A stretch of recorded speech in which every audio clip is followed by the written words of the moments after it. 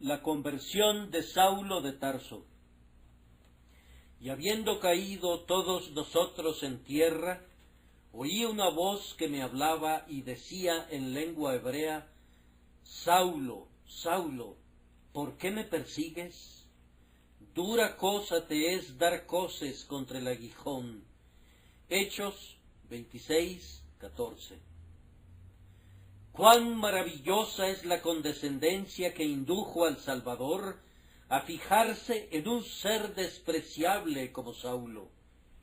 Entronizado en los altos cielos, en medio de las melodías eternas de los redimidos y de los seráficos sonetos de los querubines y de todas las huestes angélicas, es extraño que el Salvador se inclinara desde su dignidad para hablarle a un perseguidor.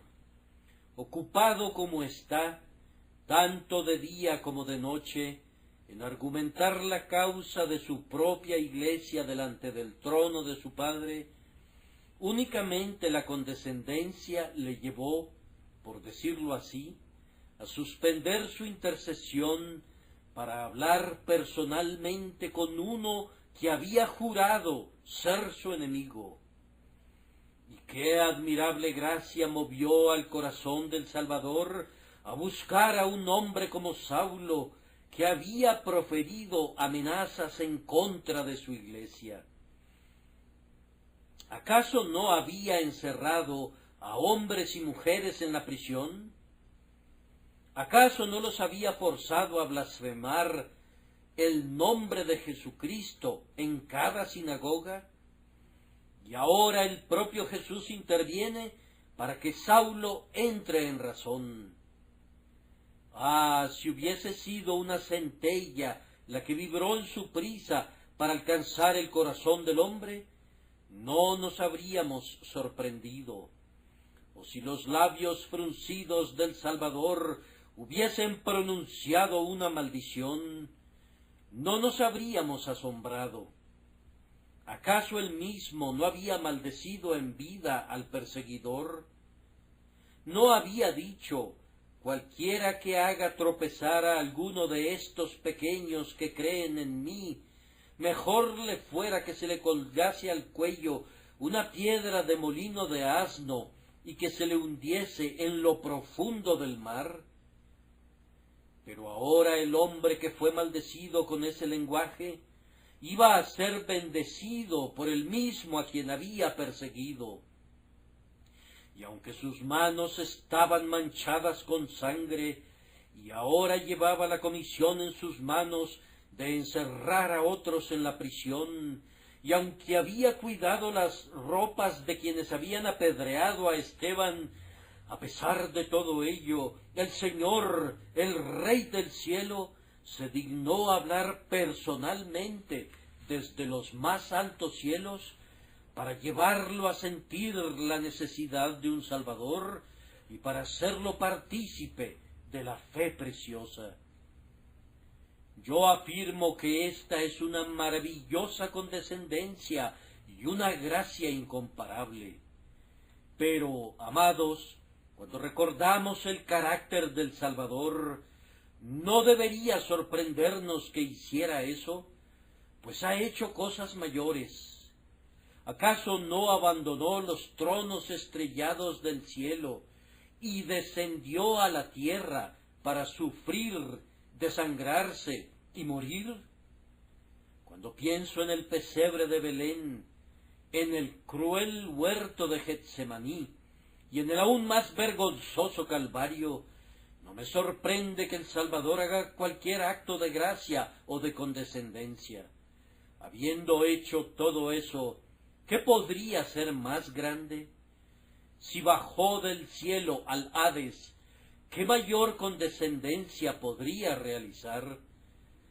Si su propio trono permaneció vacío, si se despojó de su propia corona, si su deidad debía ser velada por la carne, y los esplendores de su deidad fueron vestidos con los harapos de la humanidad, ¿qué nos sorprende, pregunto, que haya condescendido a hablar con Saulo de Tarso para atraer su corazón a él?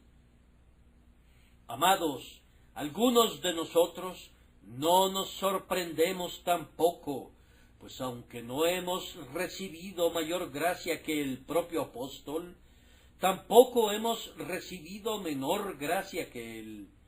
El Salvador no habló con nosotros desde el cielo con una voz audible para otros, pero habló con una voz que nuestra conciencia oyó. No estábamos sedientos de sangre, puede ser, en contra de sus hijos, pero habíamos cometido pecados negros y atroces. Sin embargo, Él nos detuvo. No se contentó con cortejarnos, ni con amenazarnos, ni se contentó con enviarnos a sus ministros para que nos dieran su palabra de advertencia sobre nuestros deberes, sino que quiso venir Él mismo.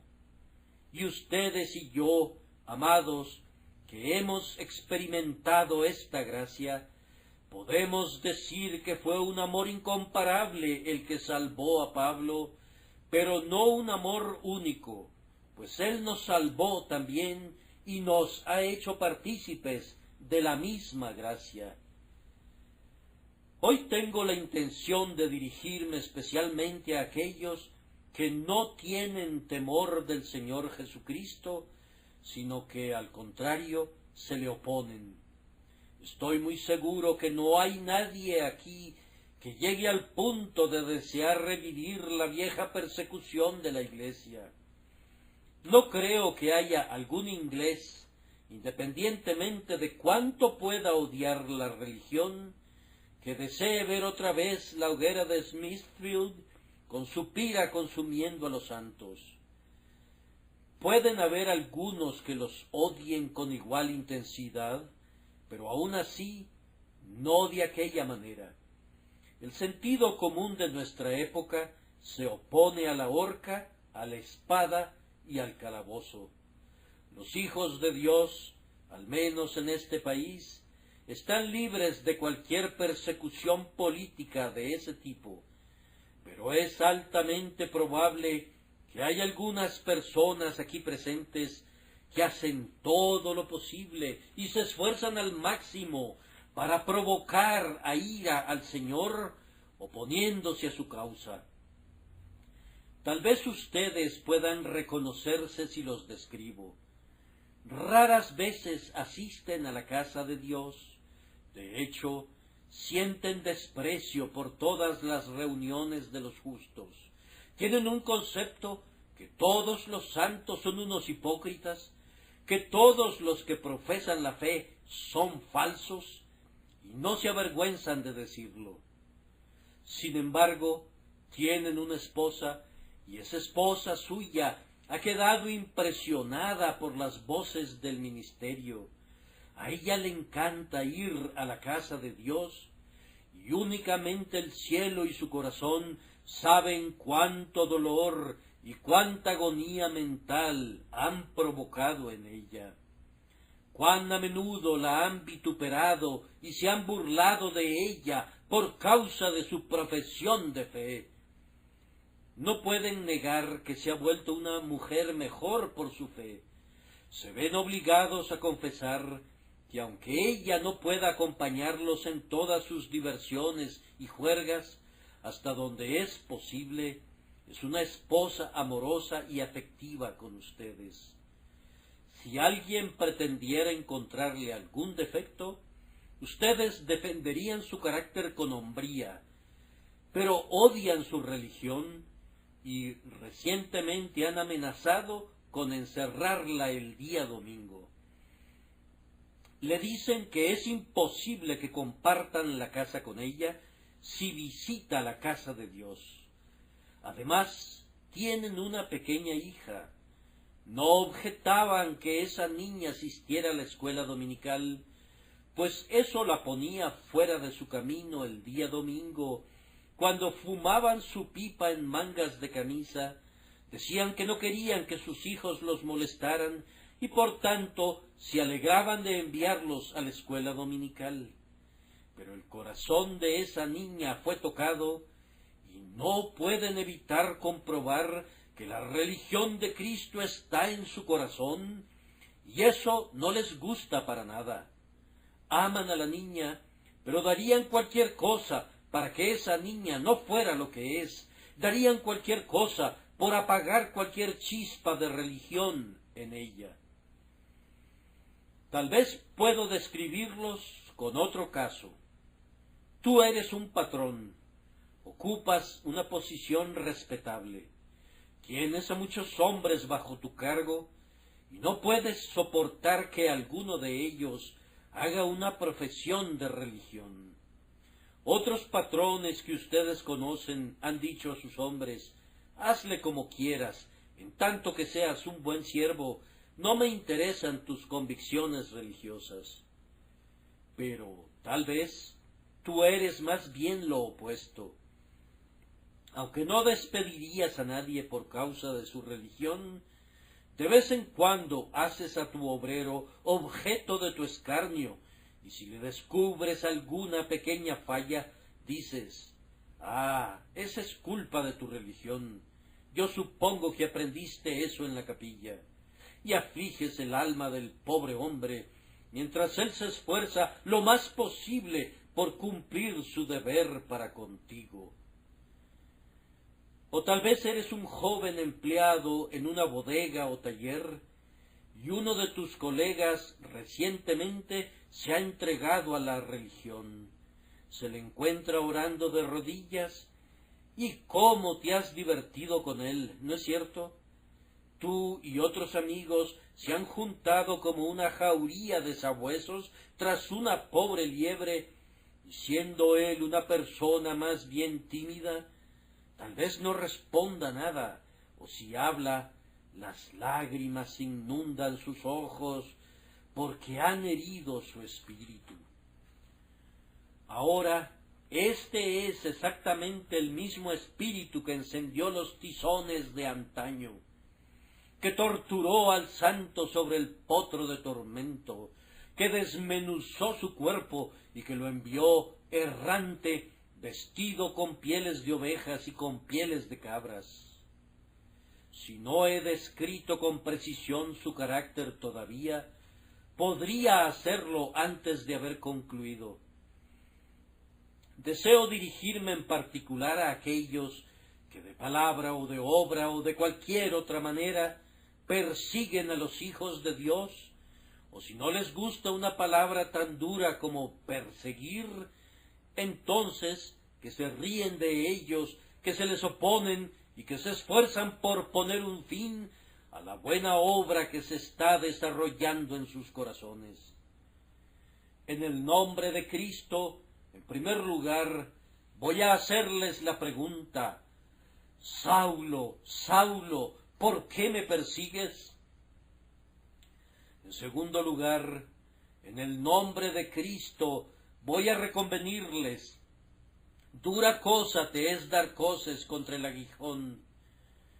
Y luego, si Dios bendice lo que se dice para conmover sus corazones, puede ser que el Señor les dé unas cuantas palabras de consuelo, como lo hizo con el apóstol cuando le dijo: levántate y ponte sobre tus pies, porque para esto he aparecido a ti, para ponerte por ministro y testigo de las cosas que has visto y de aquellas en que me apareceré a ti. Entonces, en primer lugar, vamos a considerar que la pregunta que Jesucristo le hizo a Pablo desde el cielo ha sido hecha a cada uno de ustedes en este día. Primero, noten cuán personal fue la pregunta. Saulo, Saulo, ¿por qué me persigues? Cuando yo les predico, estoy obligado a dirigirme a ustedes como una asamblea. No es posible que yo, excepto en raras ocasiones, me dirija a alguien en particular y que describa su carácter, aunque bajo la mano del Espíritu eso a veces puede suceder. Pero en general, estoy obligado a describir el carácter como un todo y tratar con él en grupo. Pero no sucede así con nuestro Señor. Él no dijo desde el cielo: Saulo, ¿por qué me persigue la sinagoga? ¿Por qué los judíos odian mi religión? No, fue más personal que eso. Saulo, Saulo, ¿por qué me persigues tú a mí? Si hubiera sido hecha en términos generales, se habría desviado el corazón del apóstol, habría sido como una flecha que no dio en su blanco, rozando apenas la piel del hombre en cuyo corazón quería enterrarse. Pero cuando vino personalmente: ¿por qué me persigues tú a mí?, no había forma de evadirla. Le pido al Señor que haga la pregunta personalmente a algunos de ustedes. Habrá muchas personas aquí presentes que han experimentado una predicación personal en sus almas. ¿Acaso no recuerdas, querido hermano en Cristo, cuando por primera vez te compungiste de corazón, cuán personal fue el predicador? Yo lo recuerdo muy bien. Me parecía que yo era la única persona en toda la capilla, como si una negra pared me rodeara y yo estuviera encerrado allí con el predicador, algo así como los prisioneros en la penitenciaría, cuando cada uno se sienta en un cubículo y no puede ver a nadie sino al capellán. Yo pensé que todo lo que decía iba dirigido a mí. Estaba persuadido que alguien conocía mi carácter y se lo había descrito al predicador y le había contado todo y que me había seleccionado a mí personalmente. Vamos, pensé que había fijado sus ojos en mí y tengo razones para creer que así lo hizo, pero aún así dijo que no sabía nada de mí. Oh, que los hombres oyeran la palabra predicada y que Dios los bendijera de tal manera mientras están oyendo que sintieran que tiene una aplicación personal para sus corazones. Pero noten de nuevo, el apóstol había recibido sólo alguna información en cuanto al perseguido. Si le hubiesen preguntado a quién perseguía, habría respondido: a algunos pobres pescadores que han estado proclamando a un impostor. Tengo la determinación de reprimirlos. ¿Por qué? ¿Quiénes son ellos? Son los más pobres del mundo, la propia escoria y el desprecio de la sociedad. Si se tratase de príncipes o de reyes, tal vez les permitiríamos conservar su opinión. Pero estos pobres, miserables e ignorantes individuos, no sé por qué se les deba permitir continuar con su apasionamiento. Deben ser perseguidos. Más aún, la mayoría de los que he estado persiguiendo son mujeres, unas pobres criaturas ignorantes. ¿Qué derecho tienen esas personas de poner su criterio por encima del juicio de los sacerdotes? No tienen derecho a tener una opinión propia y por tanto es muy correcto que yo los haga apartarse de sus insensatos errores. Pero vean bajo qué luz tan diferente Jesucristo hizo la pregunta. Él no pregunta: Saulo, Saulo, ¿por qué perseguiste a Esteban?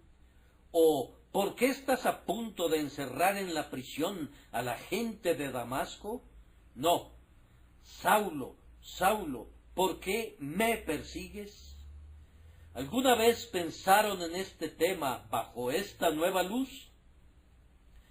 Ustedes tienen a un pobre hombre que trabaja para ustedes, que viste un saco de tela ordinaria.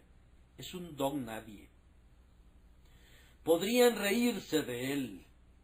No se lo diría a nadie, o si lo hiciera, no serían obligados a dar cuentas del incidente, porque no es nadie.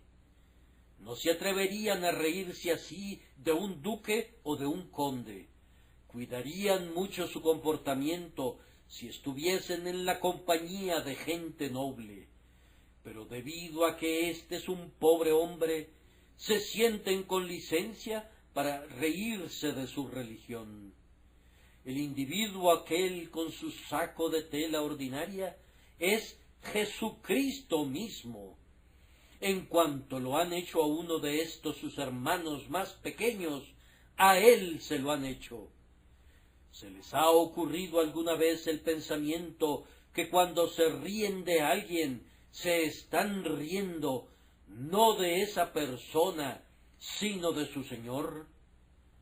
Ya sea que lo hayan pensado o no, es una gran verdad que Jesucristo recibe todas las injurias que son hechas a su pueblo, como hechas contra él mismo. Tú encerraste a tu esposa la otra noche porque frecuenta la casa de Dios, ¿no es cierto? Cuando estuvo allí encerrada, temblando por el aire frío de la medianoche, suplicándote que la dejaras entrar, si tus ojos hubiesen estado muy abiertos, habrían visto al Señor de vida y gloria temblando allí, que te podría haber dicho: Saulo, Saulo, ¿por qué me persigues? Y entonces habrías comprendido que es un pecado mucho más grave del que imaginaste que era. Te reíste de la niña el otro día porque cantaba un himno simple y evidentemente lo cantaba desde el fondo de su corazón. ¿Sabías acaso, o si no lo sabías, deberías saberlo ahora, sabías acaso que te estabas riendo de Cristo? ¿Sabías que cuando te burlaste de ella, te estabas burlando de su Señor y que Jesucristo registró esa risa en su gran libro como una ofensa hecha a su persona? ¿Por qué me sigues? Si pudieras ver a Cristo entronizado en el cielo, reinando allí en los esplendores de su majestad, ¿te reirías de él? Si pudieras verle sentado en su grandioso trono, viniendo para juzgar al mundo, ¿te reirías de él? Oh, así como todos los ríos van a dar al mar, así todos los riachuelos de las iglesias sufrientes corren a Cristo.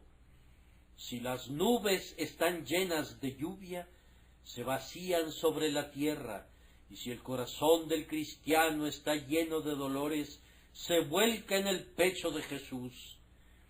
Jesús es el grandioso depósito de todas las aflicciones de su pueblo, y cuando te ríes de su pueblo, ayudas a llenar ese depósito hasta el borde, y un día estallará en la furia de su poder, y las aguas te barrerán, y el cimiento de arena sobre el que está construida tu casa cederá, y luego, ¿qué harás cuando estés delante del rostro de aquel de quien te has burlado y cuyo nombre has despreciado?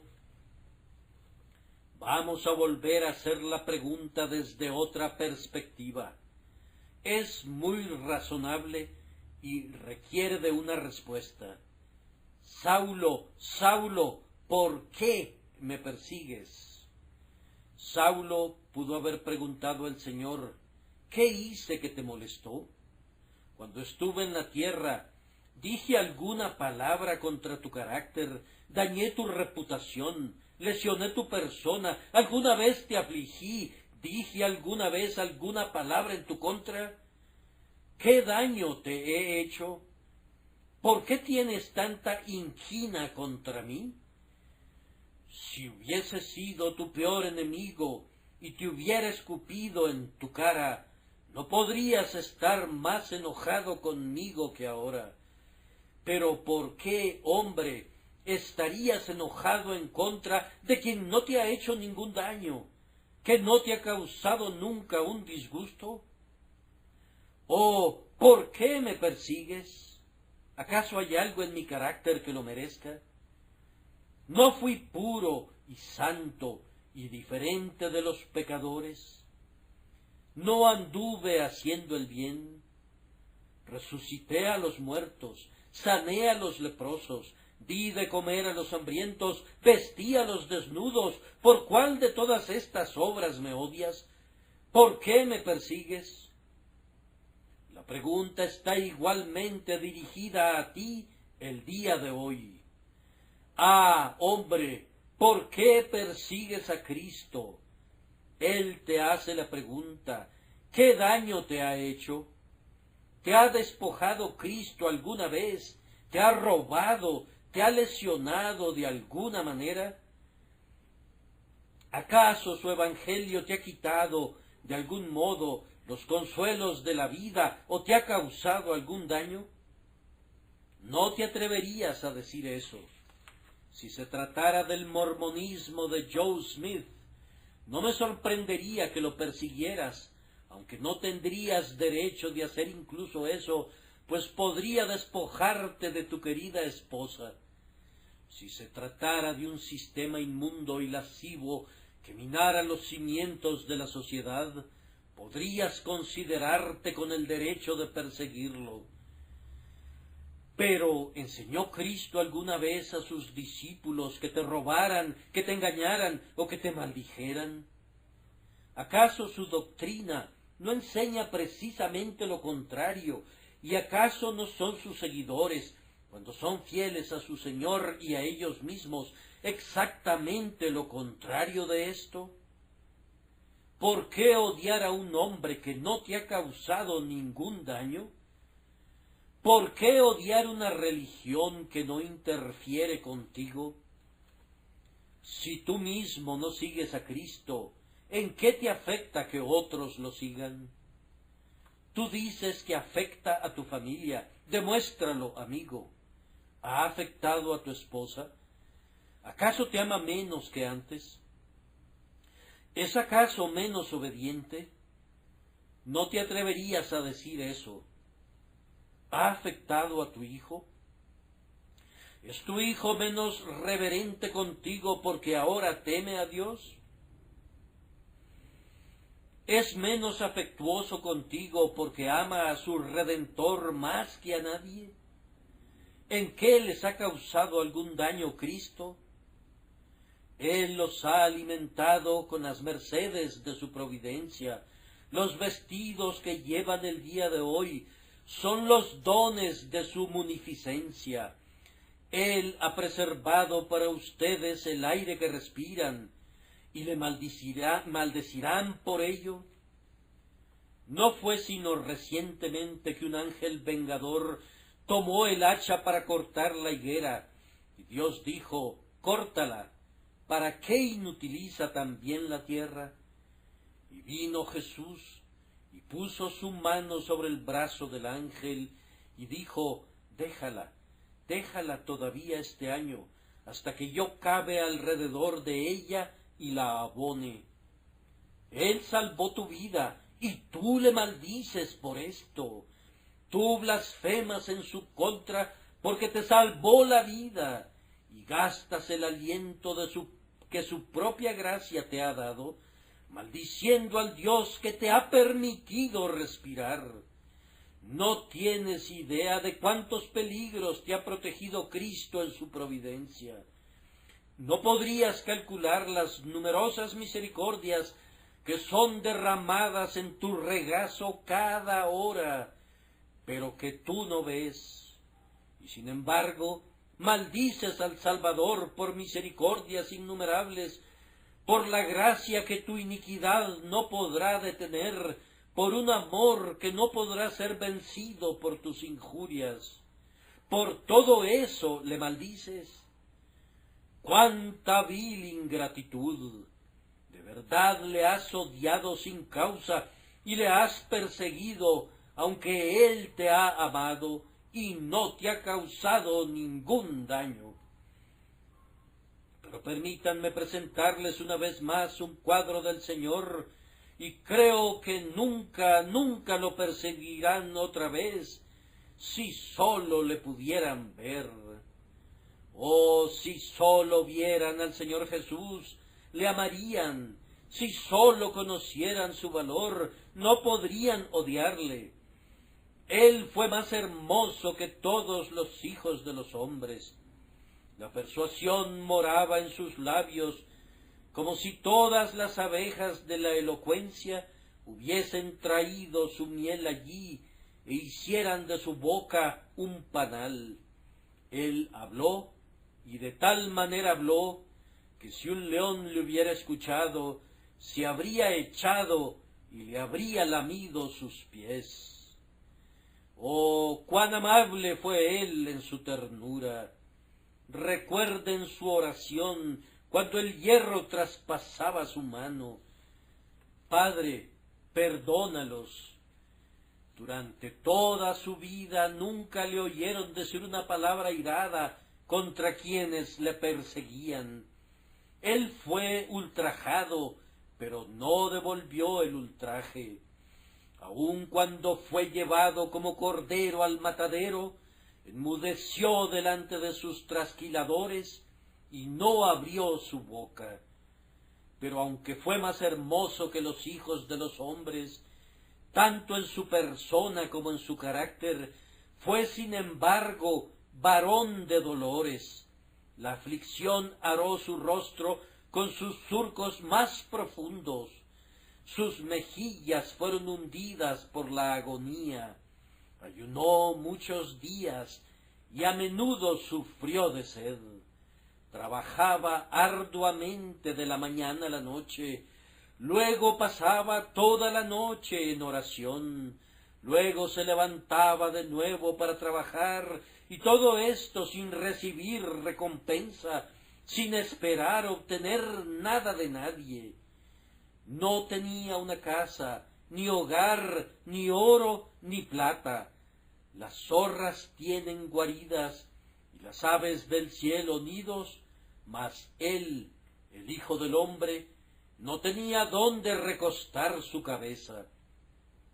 Él fue un hombre perseguido, acosado por sus enemigos de un lugar a otro, sin un amigo que le ayudara. Oh, si le hubiesen visto, si hubiesen visto su hermosura y su miseria unidas, si hubiesen visto su amabilidad frente a la crueldad de sus enemigos, sus corazones se habrían derretido. Ustedes habrían dicho: no, Jesús, yo no puedo perseguirte, no, yo me pondré entre tú y la quemante luz del sol. Si no puedo ser tu discípulo, de todas formas no seré tu oponente. Si este manto puede abrigarte en tus contiendas de medianoche, helo aquí, y si este balde puede sacar agua para ti del pozo, lo voy a bajar, y tendrás suficiente agua. Pues si no te amo, puesto que tú eres tan pobre, tan triste y tan bueno, no puedo odiarte. No, no voy a perseguirte. Pero aunque tengo la seguridad de que si vieran a Cristo le dirían esto, sin embargo, ustedes realmente le han perseguido en sus discípulos, en los miembros de su cuerpo espiritual, y por lo tanto les hago la pregunta: Saulo, Saulo, ¿por qué me persigues? Que Dios les ayude a responder a esa pregunta, y la respuesta será vergüenza y confusión de rostro. Esto me lleva al segundo punto, la reconvención.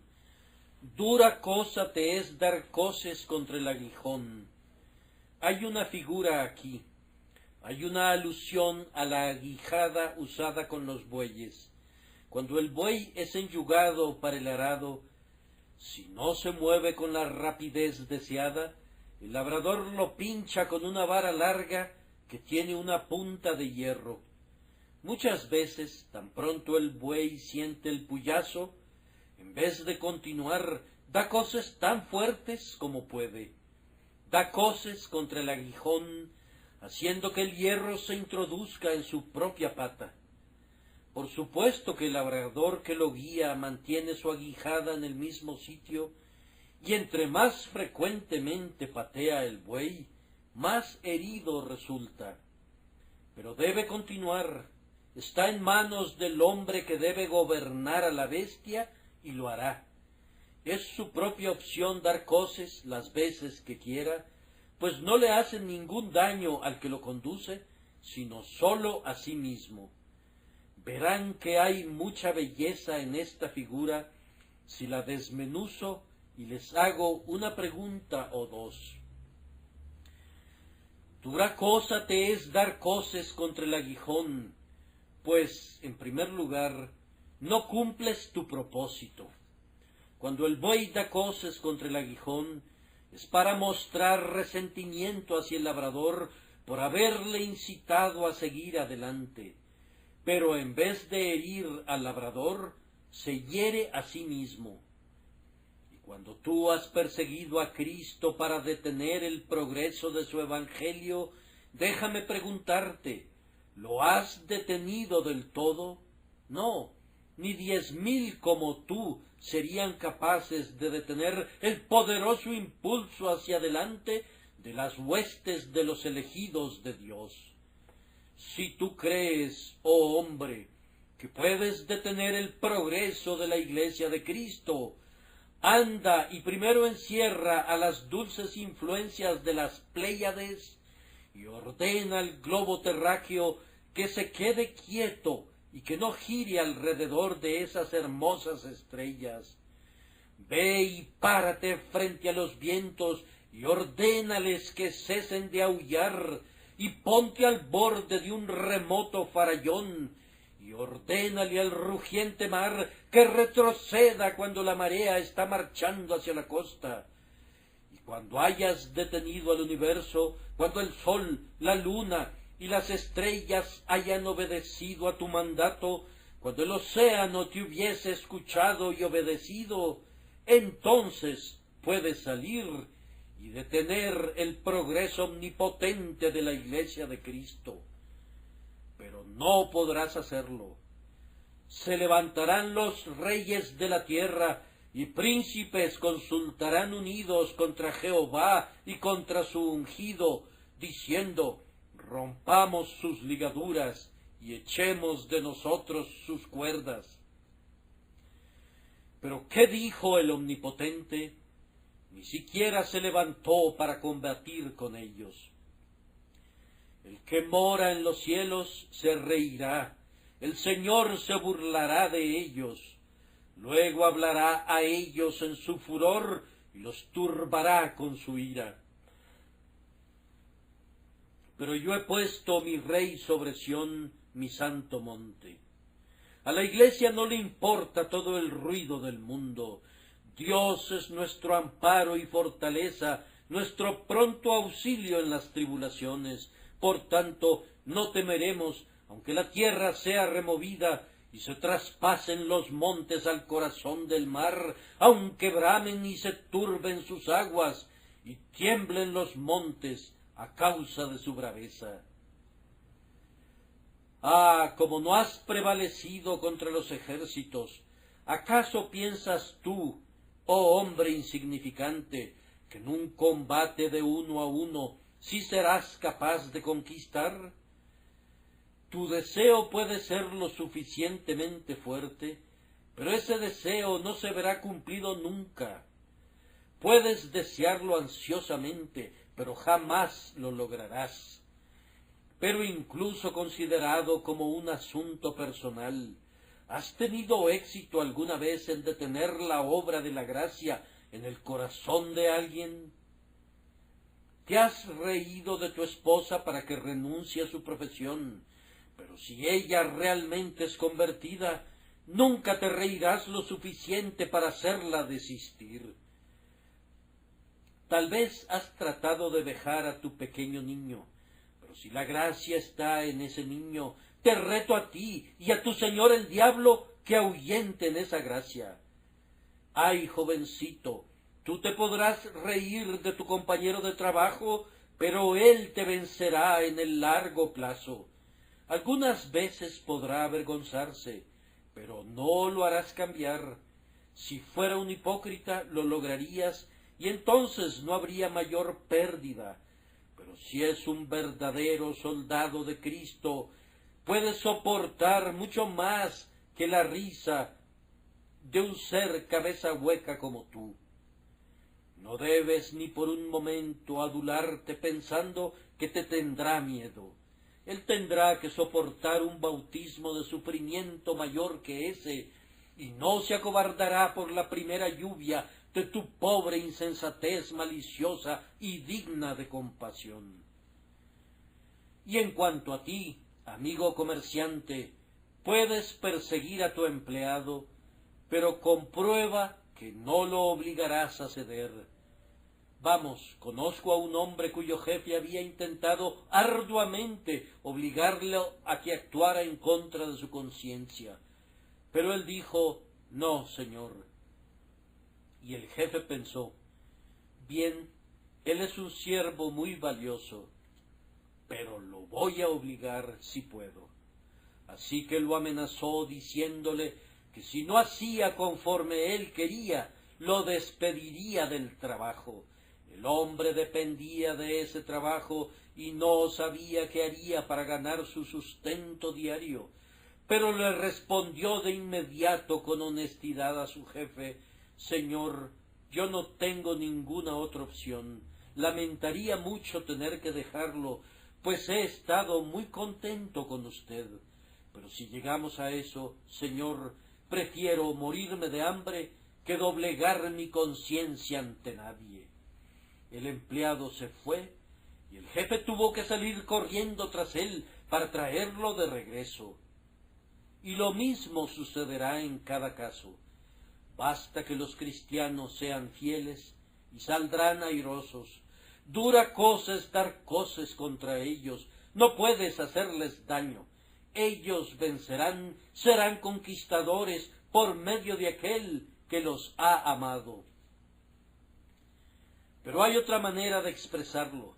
Cuando el buey da coces contra el aguijón, no obtiene ningún bien con ello. Puede patear lo que quiera, pero no se beneficia haciéndolo. Si el buey se detiene y arranca una hoja de hierba o un poco de heno, vamos, entonces sería sabio, tal vez, al quedarse quieto. Pero quedarse quieto para recibir un puyazo y dar coces, simplemente para que el hierro se meta en su carne, es algo más bien insensato. Ahora, yo te pregunto, ¿qué has ganado al oponerte a Cristo? Supón que dices que no te gusta la religión. ¿Qué ganas al odiarla? Yo te diré qué ganas. Ganas esos ojos rojos con los que amaneces algunas veces los lunes por la mañana, después de tu borrachera del domingo por la noche. Te diré qué ganas, jovencito. Has ganado esa constitución quebrantada que, aun si ahora la has orientado a los caminos de la virtud, permanecerá contigo hasta que la dejes en tu tumba. ¿Qué has ganado?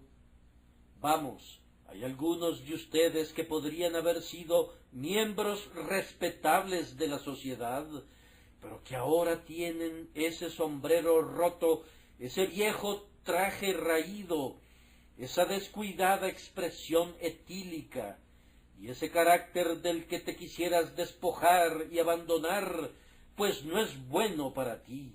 Eso es lo que has ganado, oponiéndote a Cristo. ¿Qué has ganado al oponerte a Él? Pues bien, una casa sin muebles, pues por tus borracheras has tenido que vender todo lo valioso que poseías. Tus hijos visten harapos, y tu esposa vive en la miseria, y tu hija mayor, tal vez, se ha entregado a la vergüenza, y tu hijo se levanta para maldecir al Salvador, como tú mismo lo has hecho. Lo que has ganado por oponerte a Cristo. ¿Qué hombre en todo el mundo ganó algo alguna vez por oponérsele? Hay una gran pérdida experimentada, pero en cuanto a alguna ganancia, no hay nada parecido a eso. Pero tú afirmas que, aunque te has opuesto a Cristo, todavía eres moral. Otra vez te voy a preguntar, ¿has ganado algo, aún así, por oponerte a Cristo? ¿Piensas que tu familia es más feliz por ello?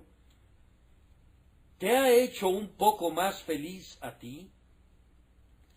¿Sientes que después que te has reído de tu esposa, o de tu hijo, o de tu empleado, puedes dormir más tranquilamente? ¿Consideras que eso será algo que aquietará tu conciencia cuando se aproxime la hora de tu muerte? Recuerda que morirás, y piensas que cuando estés agonizando, ¿te proporcionará algún consuelo pensar que hiciste lo mejor que pudiste para destruir las almas de otras personas? No, debes confesar que es un pobre juego. ¿No te estás beneficiando por ello? Pero tú mismo te estás haciendo mucho daño.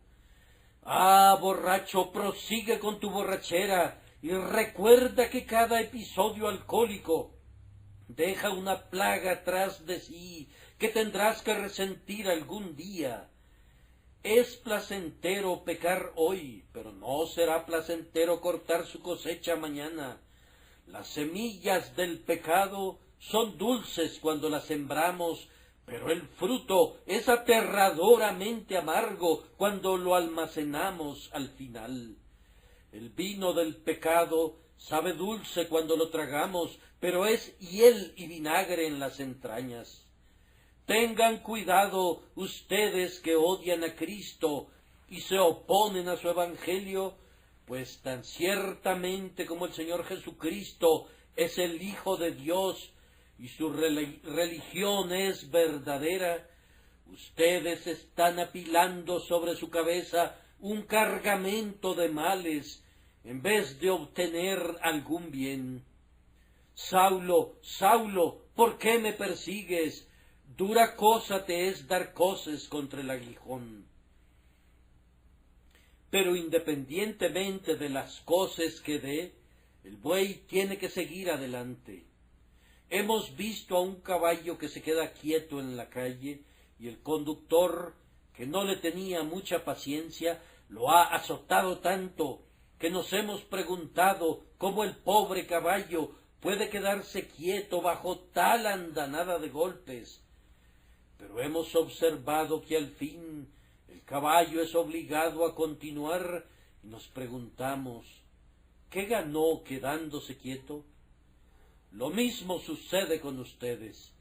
Si el Señor quiere convertirte en un cristiano, puedes dar coces contra el cristianismo, pero Él te tendrá finalmente.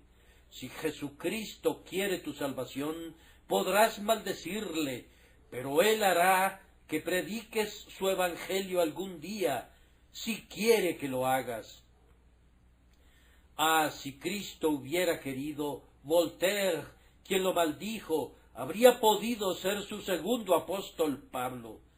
No habría podido resistir a la gracia soberana si Cristo lo hubiera determinado así. Si alguien le hubiera dicho al apóstol Pablo, cuando iba camino de Damasco, que un día se convertiría en un predicador del cristianismo, sin duda se habría reído de eso como de una tontería sin sentido. Pero el Señor tenía la llave de su voluntad y Él la manejó como quiso. Y así sucederá contigo si Él ha decidido que seas uno de sus seguidores. Sí, como el eterno mandato reza, la gracia todopoderosa conquista a ese hombre. La gracia todopoderosa te conquistará, y el más sangriento de los perseguidores será convertido en el más valeroso de los santos. Entonces, ¿por qué me persigues? Tal vez estás despreciando al mismo Salvador que un día amarás. Estás tratando de derrumbar la misma casa que un día tratarás de construir. Tal vez estás persiguiendo a los hombres que llamarás tus hermanos y hermanas. Es siempre recomendable que un hombre no llegue tan lejos que luego no pueda regresar respetablemente. Entonces, no vayan tan lejos en su oposición a Cristo, pues en cualquier momento puede ser que estés muy contento de encorvarte a sus pies. Pero tenemos esta triste reflexión: si Cristo no te salva, tú debes continuar. Tú podrás dar coces contra el aguijón, pero no te podrás ir de sus dominios. Podrás dar coces contra Cristo, pero no puedes quitarlo de su trono, no puedes arrastrarlo fuera del cielo. Podrás dar coces contra Él, pero no podrás impedir que te condene al final. Te podrás reír de Él, pero con tus risas no podrás evitar el día del juicio. Podrás mofarte de la religión, pero todas tus burlas no podrán eliminarla.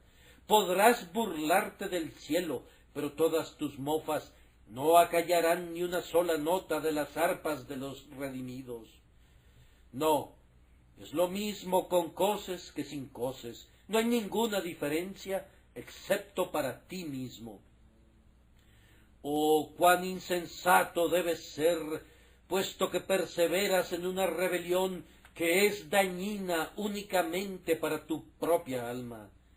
Esa rebelión no le causa ningún daño a él, a quien tú odias, pero si él quisiera, podría detenerla, y si no la detiene, puede vengarla y la vengará.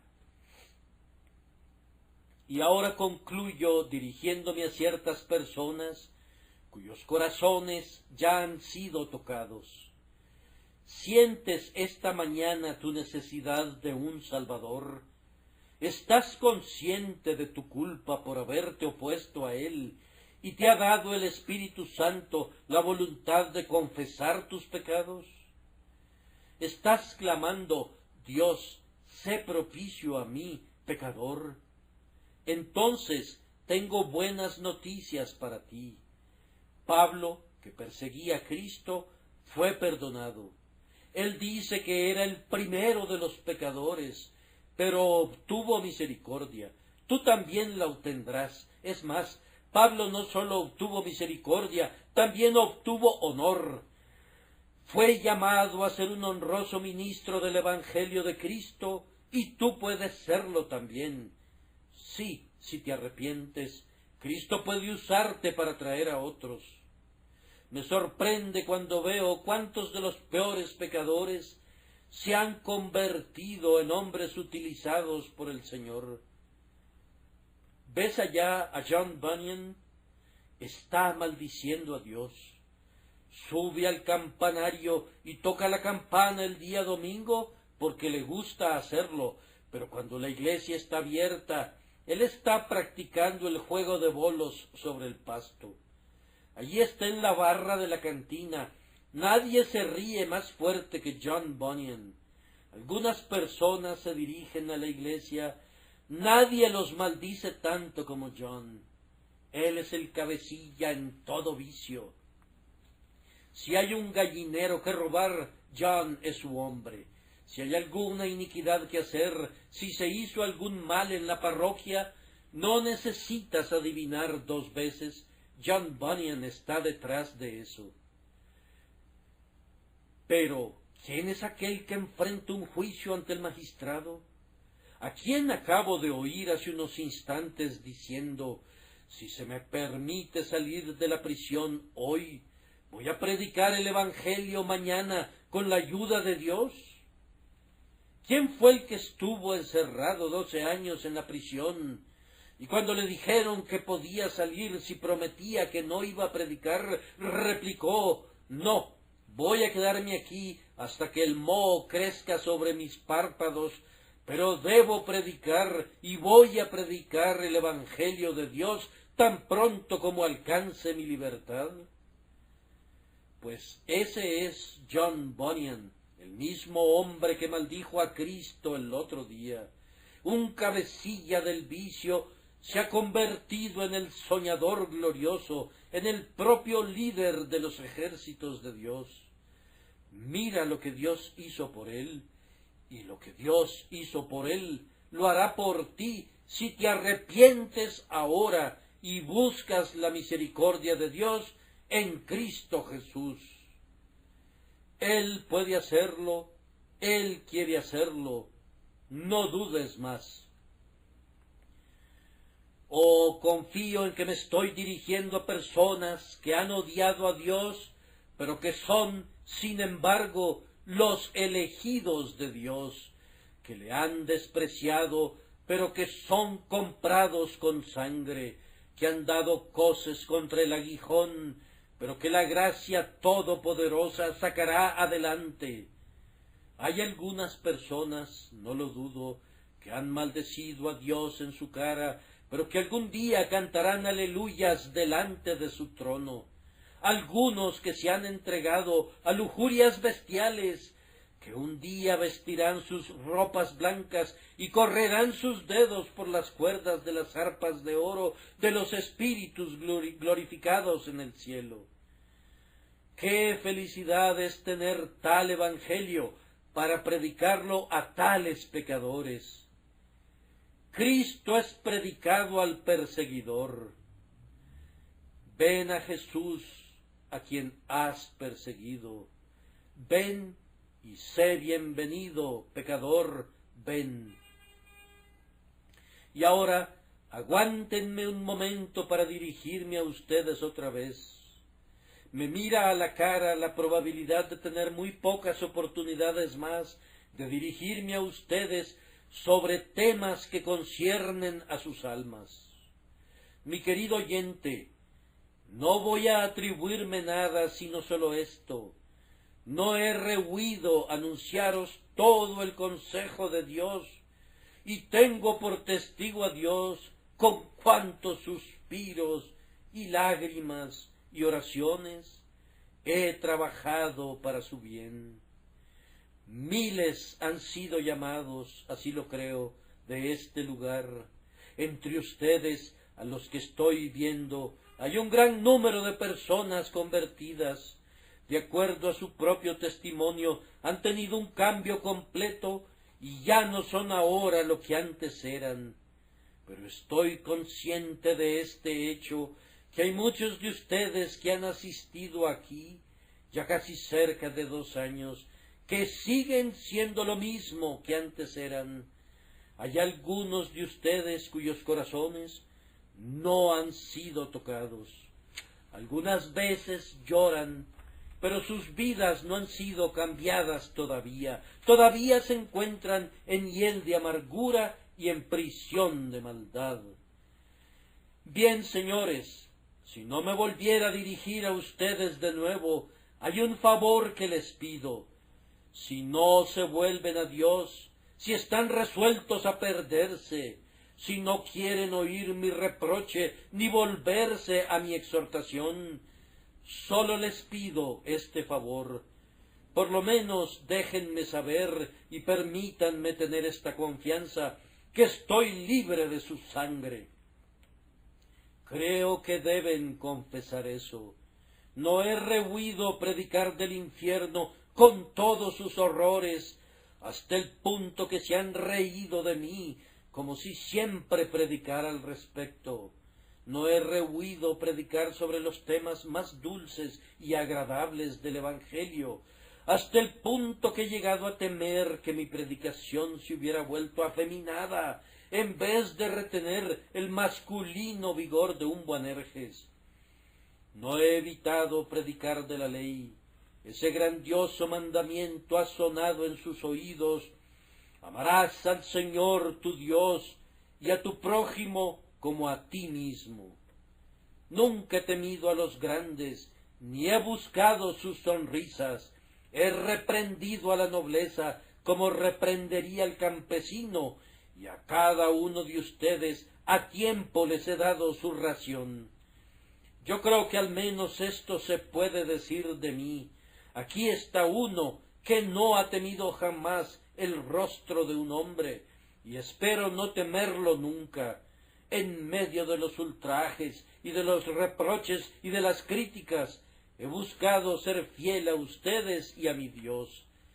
Si a pesar de eso son condenados, permítanme tener esto como una consolación por su miseria, cuando piensen ese aterrador pensamiento que no han sido condenados por no haber sido llamados, no han sido condenados por falta de que se llorara por ustedes, y no han sido condenados, permítanme agregar, por falta de oraciones por ustedes.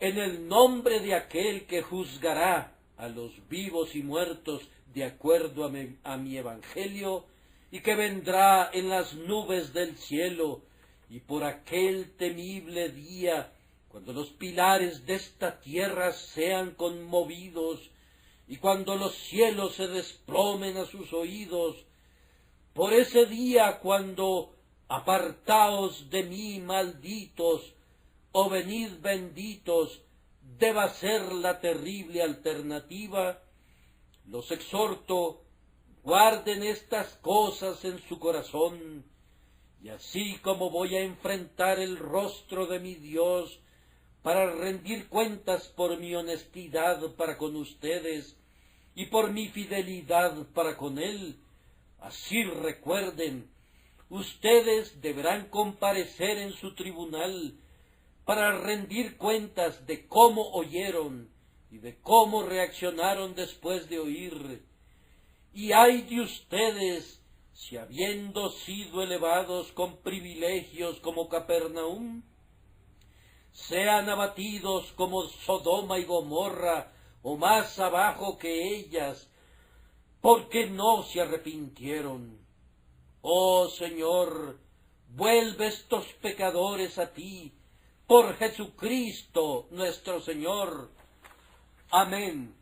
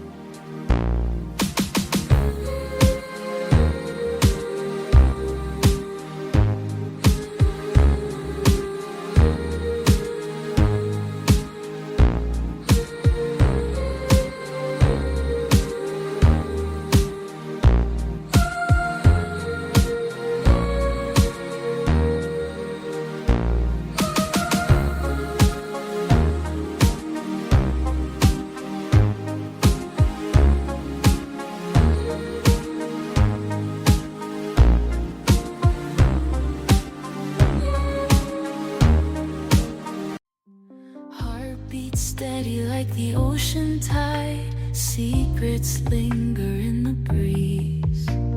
In this moment, worlds collide. Feel the rhythm set you free.